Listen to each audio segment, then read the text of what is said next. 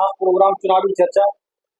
इस चुनावी चर्चा के खास प्रोग्राम में जिस प्रकार से पंचायती चुनाव का जो आगाज हुआ है, लेकिन अभी परिसीमन को लेकर के कुछ अटकलें बाकी हैं, जिनको लेकर के देखा जाए तो तमाम प्रकार के क्वेश्चन मार्क खड़े होते हैं। क्या चुनाव 27 में पहुंच रहे हैं या चुनाव नियत समय पर ही होंगे? तो इन चीजों को लेकर के जो हमारी टीम सीट बाई सीट जाती है और प्रत्याशियों से क्षेत्र को लेकर के समस्याओं व क्षेत्र की बात को लेकर के जो इंटरव्यू रखती है, तो उसी बीच आज यहाँ से मेरे बीच मौजूद है अंकित सिंह राजपूत जी, जो कि जिला पंचायत क्षेत्र नौरंगा से युवा और अनुभवी प्रत्याशी के रूप में सामने आए हैं। तो सर, सबसे पहले मैं आपसे परिचय जानना चाहूंगा कि अंकित सिंह राजपूत का राजनीति में आने का कारण क्या रहा है?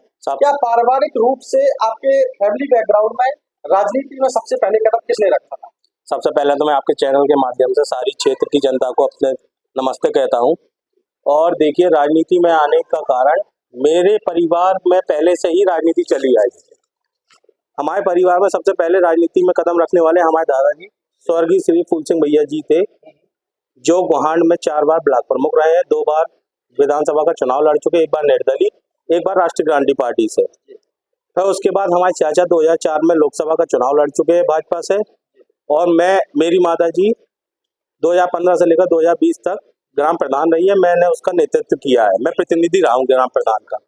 तो मैं छोटे से ही अपने दादाजी के साथ रहा हूँ। क्षेत्र में सारी जनता से वो लोग जाते थे और जो ऐसा वो काम करते थे, उसको देखते हुए मेरे को प्रेरणा मिली कि देखिए, राजनीति से हम अपने युवा और क्षेत्र के आदमियों का कुछ भला कर सकते हैं। उसी की वजह से मैं राजनीति में आया हूँ। जैसा कि आपके पिताजी पेशे से डॉक्टर थे, तो देखा जाए कि वो कहीं ना कहीं अपनी डॉक्टरी के माध्यम से समाज सेवा करते थे, और आपने जो फील्ड चुनी ज्यादा है दादाजी को देखते हुए कि क्यों ना मैं राजनीति में आकर के एक समाज सेवा कर सकूं। तो बात आती है राजनीति को लेकर के, तो ऐसा वो कौन सा दौर था जब आपको लगा कि मुझे राजनीति में अब कदम रखना चाहिए? क्या ये आपका पहला चुनाव है या इसके पहले और भी कभी किसी चुनाव में आए? नहीं, ये मेरा पहला चुनाव है। इसके पहले मैं और कोई भी चुनाव नहीं लड़ा हूँ। और देखिए, मैं छोटे से ही देखता रहा हूँ अपने दादाजी को, जैसे वो जनता की सेवा करते रहे हैं। जैसे जनता रात के, मेरे को आज भी याद है, जब हम लोग छोटे छोटे थे, हम लोगों की एजुकेशन बाहर से हुई, हम लोग गर्मियों की छुट्टियों में आते थे यहाँ पे, तब मैं देखता था रात को अगर 2 बजे भी जनता आई है कि प्रमुख जी और भैया हमें ऐसी दिक्कत है, तो हमारे दादाजी ने कभी आलस नहीं किया है, रात के 2 बजे भी उनके साथ जाके उनकी समस्या का समाधान किया है। तो उसी चीज को देखते हुए मैं इस राजनीति में, और हमारे पिताजी ने बहुत कहा कि बेटा राजनीति नहीं, नौकरी करिए, पर मैंने उनको कई बार कह दिया था पिताजी को कि देखिए, मेरे को राजनीति में ही जाना है। और मैंने 2011 में अपना 12th पास आउट किया था, उसके बाद मैंने ग्रेजुएशन की, और उसके तुरंत बाद ही मैं राजनीति में आ गया था। 2015 से मैं सक्रिय राजनीति में आ गया था। जी बिल्कुल। साथ ही साथ देखा जाए कि जो ये हमीरपुर महोबा जिला है, एक प्रकार से देखा जाए बुंदेलखंड में ही आने वाले ये जिले माने जाते हैं और है भी। तो यहाँ का जो युवा है, युवाओं को लेकर के, बुंदेलखंड के युवाओं को लेकर के आपका व्यक्तिगत विचार क्या है? देखिए, ऐसा है, आजकल का युवा बहुत ही ज्यादा दिग्भ्रमित है, वो अपने करियर को लेकर कुछ भी सोच नहीं पा रहा है। देखिए, मैं जैसे कि लोकल गाँव में जाता हूँ, आसपास के सबसे मेन बात है कि अपने बुंदेलखंड का एरिया है, महोबा, हमीरपुर, जालौन तो थोड़ा विकसित हो गया, वहाँ का युवा थोड़ा बिजनेस में आ गया है, कुछ नौकरी में, पर हमारे यहाँ का महोबा और हमीरपुर का युवा आज भी बहुत पीछे है। अभी तो कुछ लोग पढ़ाई में आगे हो गए, IAS भी बन रहे हैं, PCS भी बन रहे हैं, पर अपने यहाँ का सबसे ज्यादा 70% युवा बाहर पलायन कर रहा है केवल रोजगार के लिए। और मैं ये मानता हूँ, हमीरपुर और महोबा से जितना बालू खनन और गिट्टी का खनन हो रहा है, अगर उसका 50% रुपए भी यहाँ इंडस्ट्री में लगा दिया जाए, तो जो अपना 70 से 80% युवा बाहर जा रहा है, वो बाहर नहीं जाएगा पलायन के लिए, यही उसको नौकरी और रोजगार मिल जाएगा। साथ ही साथ जैसा कि आपने कहा, यहाँ से जो मुरम निकल के जाती है क्षेत्र से, तमाम प्रकार से क्षेत्र की शिकायतें रहती हैं। इसको लेकर के क्या कह सकते हैं कि शासन प्रशासन सहयोग करता है इन लोगों का? क्योंकि आए दिन ग्रामीण जन धरना देते हैं, जाम लगाते हैं कि हमारे गांव में ये हादसा हो गया, ट्रकों के माध्यम से ये चीजें हो जाती हैं। तो आपका क्या मानना है? देखिए, ये ऐसा है कि ओवरलोड ट्रक तो निकल रहे हैं, देखिए आप लोगों को भी पता है, हम लोगों को भी पता है, और जितना टन बालू जानी चाहिए उससे ज्यादा ही जा रही, तो एक मानक होना चाहिए, उससे ज्यादा ही जा रही है। तो इसमें तो आपको भी पता है, हमें भी पता है, शासन प्रशासन बिल्कुल लीन होगा, तभी ये ओवरलोड निकल रही है बालू। और साथ ही साथ बात करूं, जैसा कि ये अपना जो एरिया है, कृषि प्रधान देश माना जाता है, भारत देश को ही कृषि प्रधान देश माना गया है। तो इसमें लेकर के देखें कि जो किसान वर्ग है, एक खाद की जब समस्या निकल के सामने आती है तो किसान एक जूझता है खाद को लेकर के। तो इन बिंदुओं को लेकर देखें, आप भी एक किसान के बेटे हैं, तो कैसे आप इस पर नजर डालते देखिए ऐसा है, खाद खाद की किल्लत तो इस साल बहुत हुई है। हैं? हम ही लोगों को कम से कम 2-2 3-3 दिन बाद खाद मिली है लाइन में लगने के बावजूद। और खाते जैसे कि चलिए हम लोगों के पास खाता है, किसी छोटे किसान के पास खाता नहीं है, वो बेचारा ब्लैक से खातू लेके आ रहा है। जो खातू के रेट आपके 1300-1200 रुपए है, वो उसको 2-2 हजार 2,500 रुपए में ब्लैक में खातू मिल रही है। जब किसान 2,500 रुपए की खातू लेगा, आप खातू की रेट तो काला बाजारी वालों ने और गवर्नमेंट ने तय करके रखा है। आज गेहूं का रेट देखिए आप, 2,200 रुपए क्विंटल आ गया है। अब वो किसान 2,200 रुपए क्विंटल में गेहूं बेच रहा है और वहां जाकर 2,500-3,000 की खातू खरीद रहा है, तो किसान तो वैसे ही माइनस में जा रहा है। आप आज मैं आपको एक आंकड़ा बताता हूँ, किसान की बुवाई से लेकर कटाई तक अगर एक एक खर्चा जोड़ा जाए, उसकी फसल कितनी निकल रही है, उसका मार्केट रेट देखा जाए, तो आप ये मान के चलिए किसान 40% लॉस में है। जी बिल्कुल। मैं वही चीज कहना चाहूंगा, जब एक तरफ शासन सत्ता की बात होती है, कहा जाता है कि जय जवान जय किसान, लेकिन दूसरी तरफ जब ग्राउंड की हकीकत को लेकर के उठा करके देख लिया जाए, तो जिस प्रकार से किसान परेशान रहता है, वो चाहे अन्ना जानवरों से हो या फिर खाद की समस्या को लेकर के हो, तो तमाम प्रकार के सवाल खड़े होते हैं कि आखिर शासन प्रशासन कर क्या रहा है, और समय पर किसान को उसकी फसल का उचित रेट भी नहीं मिल पाता है।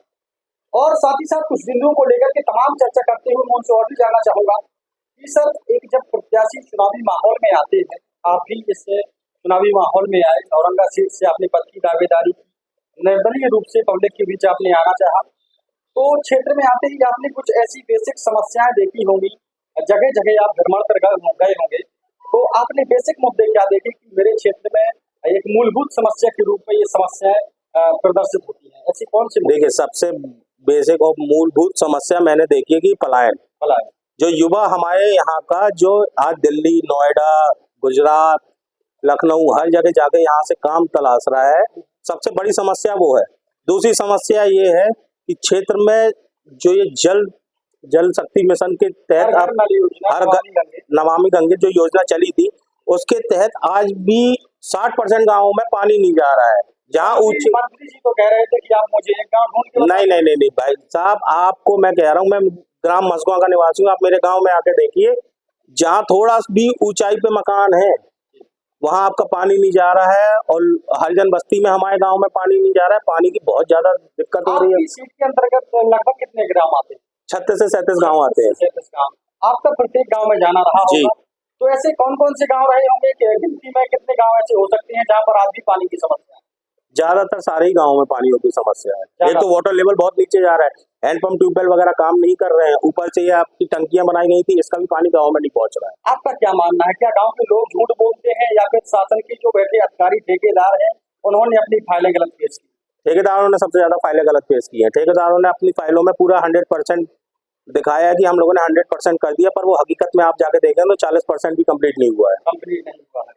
वही चीजें हैं कि जब पब्लिक को गुमराह करने की कोशिश की जाती है, तो आने वाले समय में वही चीजें देखने को मिलेगी कि जो आज नमामि गंगे योजना को लेकर के भारत सरकार, राज्य सरकार जो पब्लिक के बीच अपनी बात रखती है, अपने आंकड़े दर्शाती है कि हमने अपने घरों में पानी पहुंचा दिया है, लेकिन बात यदि मैं धरातल की दिखाऊं, कुछ फोटोग्राफ के माध्यम से धरातल की स्थितियों को भी प्रदर्शित करूंगा कि किस प्रकार से आज भी लोग बहुत सी पंचायतों में पानी की समस्या से जूझ रहे हैं। और सर, कुछ बिंदुओं को लेकर और भी देखना है कि जब एक प्रत्याशी का चयन हो जाता है, चुनाव के बाद मान लीजिए कि आपका चयन हुआ, तो एक पब्लिक आरोप लगाती है कि प्रत्याशी जिलाध्यक्ष के चुनाव को लेकर के विकास को पीछे छोड़ते हुए पैसा को चुन लेते हैं, एक मोटी रकम लेकर के बैठ जाते हैं और विकास नहीं हो पाता है और एक अध्यक्ष का चुनाव किया जाता है। तो इस विषय को लेकर के बहुत ही गंभीर सवाल है, तो इस विषय को लेकर के आपका व्यक्तिगत विचार क्या है? देखिए ऐसा है, जिस क्षेत्र से मैं लड़ रहा हूँ, नौरंगा जिला पंचायत क्षेत्र से, और बाकी राठ विधानसभा में शायद लगभग 90% गांव के आदमी हमारे दादाजी को जानते होंगे, स्वर्गीय श्री फूल सिंह भैया। जैसी ईमानदारी, छवि और नेता वो थे, मैं उन्हीं की तरह बनकर दिखाऊंगा आपको। और बिकना तो हमारे खून ही में नहीं था। तो आप इससे जनता को मैं ये बताना चाहता हूँ, इससे बिल्कुल निष्फिक्र रहिए कि आप अगर मेरे को चुन के भेजते हैं तो मैं बिकूंगा बिल्कुल नहीं। मैं आपकी आवाज जिला पंचायत में उठाऊंगा। जो काम जिला पंचायत सदस्य के रूप से हो पाएगा, मैं वो पूरे सारे काम करवाऊंगा। और बनने के बाद नहीं, आपको अगर देखना हो तो आप बनने के पहले भी मेरे को आजमा सकते हैं।